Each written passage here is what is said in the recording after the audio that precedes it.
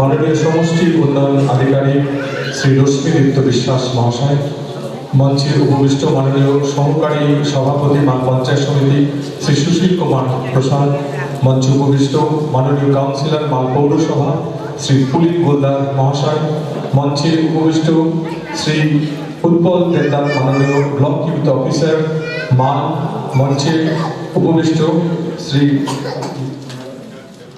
Shri Malay Das veterinary doctor মাল doctor Malay Das এবং আমাদের মাল অ্যাক্টওয়ালা সভাপতি শ্রী দিলীপ দাস এবং চয়নিকা ভট্টাচার্য এই মুহূর্তে ছিল আমাদের মঞ্চে, সঙ্গীত শিল্পী মালবাজারের এবং প্রয়াত চন্দ্রনাথ ভট্টাচার্যের কন্যা।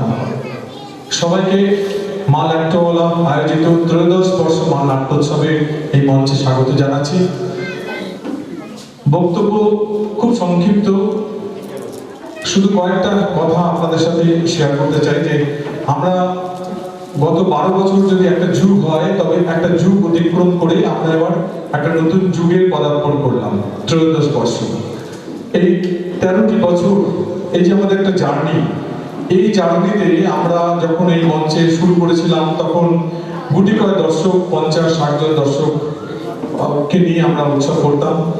আস্তে আস্তে সেই দর্শক সংখ্যা বাড়লো, এখনো সেভাবে আমরা মানুষের কাছে পৌঁছতে পারিনি, এটা আমাদের স্বীকার করতে কোনো দ্বিধা নেই। কিন্তু এই সমস্যা শুধু মালবাজারের নয়, আমি সারা পশ্চিমবঙ্গ জুড়ে দেখেছি যে নাটকের দর্শক সংখ্যা কমে যাচ্ছে। কেন আমরা জানি না, আমরা শেয়ার করতে চাই আপনাদের সাথে। আপনারা কি নাটক উপভোগ করছেন না? যারা আসছেন না নাটক দেখতে বা এত প্রচার, এত আপনাদের কাছে যাওয়া, এবং আমরা একটা কার্ড করেছিলাম, সদস্য সংগ্রহ কার্ড, সাম্মানিক সদস্য সংগ্রহ কার্ড, সেই কার্ড কিন্তু আমরা প্রচুর সংখ্যায় মানুষের কাছে পৌঁছে দিয়েছি। যে অন্ততপক্ষে সেই কার্ড যদি থাকে কারোর কাছে, তাহলেও অন্ততপক্ষে তার মনে পড়বে যে নাট্যোৎসব আছে, আমরা চলুন যাই নাটক দেখে আসি। কিন্তু তাও সেভাবে আমরা সাড়া পাই না, কোনো বছরই পাই না। ওই 200-250 দর্শক মতো হয়।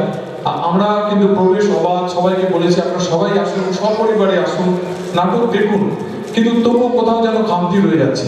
সেই কেন জিজ্ঞাসার যে উত্তরটা কিন্তু সারা পশ্চিমবঙ্গ খুঁজছে, সারা পশ্চিমবঙ্গের প্রত্যেকটি জেলা খুঁজছে যে নাটকের দর্শক সংখ্যা কেন কমে যাচ্ছে। আমরাও তার উত্তর খুঁজছি। আপনাদের কাছে যদি সেই উত্তর থাকে অবশ্যই আপনারা বলবেন, আপনাদের মূল্যবান পরামর্শ নিয়ে আমরা এগিয়ে চলবো।